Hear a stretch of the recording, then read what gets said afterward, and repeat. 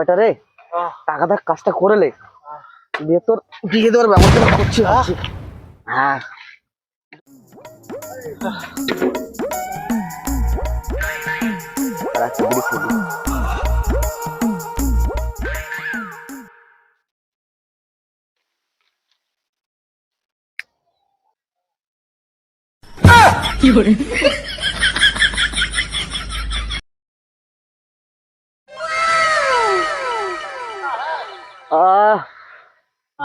কি স্বাদ রে বেটা, কি বুঝবি।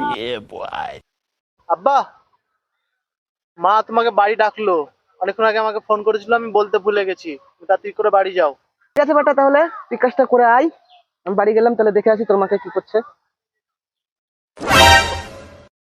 আব্বা, তোমার কি বুদ্ধি শুদ্ধি কিছু হবে না? জানো মায়ের শরীর খারাপ, তারপরও বিড়ি নিয়ে যাচ্ছ মায়ের কাছে।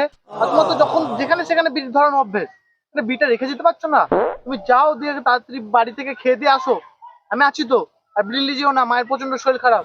छोटा सा मेरा जहां है। আচ্ছা বেটা, তাহলে তুই কাজ কর মন দিয়ে, আমি তোর মাকে দেখে আসি।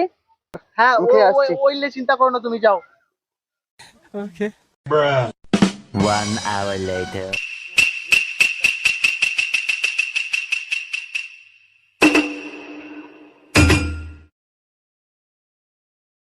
শান্তি।